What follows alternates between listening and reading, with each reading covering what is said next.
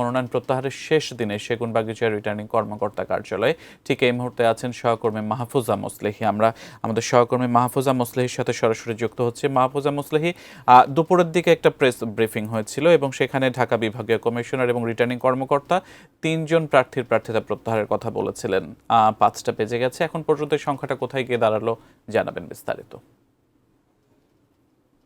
আমি এই মুহূর্তে নির্বাচন ভবন থেকে ঢাকা বিভাগের যে প্রার্থিতা প্রত্যাহার সেটি নিয়ে কিন্তু সুস্পষ্ট যে বক্তব্য বা ব্রিফিং সেটি কিন্তু আমরা এখনো পর্যন্ত আনুষ্ঠানিকভাবে পাইনি। তবে যেটি জানতে পেরেছি যে ঢাকা বিভাগে এ পর্যন্ত আমার কাছে পাওয়া সবশেষ তথ্য অনুযায়ী মোট 9-10টি এরকম প্রার্থিতা প্রত্যাহারের খবর এসেছে। তবে তার মধ্যে বেশিরভাগই হচ্ছে খেলাফত মজলিসের যারা প্রার্থী তারা কিন্তু তাদের প্রার্থিতা প্রত্যাহার করে নিয়েছেন, এরকমটি খবর সংখ্যায় আমরা বেশি পেয়েছি।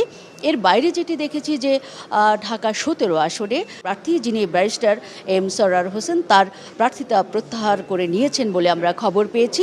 আমরা যদি একটু জানিয়ে রাখি যে ঢাকা 18 আসনে কিন্তু জামাত মনোনীত প্রার্থী আশরাফুল হক তিনি তার প্রার্থিতা প্রত্যাহার করেছেন, এরকম একটি খবর এখানে প্রার্থিতা প্রত্যাহার নিয়ে এসছে। এর বাইরে যদি আমি জানাই যে নির্বাচন ভবনে যেটি হয়েছে বিকেল 3টায় প্রধান নির্বাচন কমিশনারের সঙ্গে সুইডেনের রাষ্ট্রদূত এসে দেখা করেছেন এবং তিনি জানতে চেয়েছেন যে আগামী ত্রয়োদশ জাতীয় সংসদ নির্বাচনের যে মিস ইনফরমেশন ডিসইনফরমেশন অর্থাৎ অপতথ্য সম্পর্কে আসলে নির্বাচন কমিশন সেগুলো রোধের ক্ষেত্রে বা প্রতিহত করার ক্ষেত্রে কী ধরনের ব্যবস্থা নিয়েছে সে বিষয়টি কিন্তু সুইডেনের অ্যাম্বাসেডর জানতে চেয়েছেন।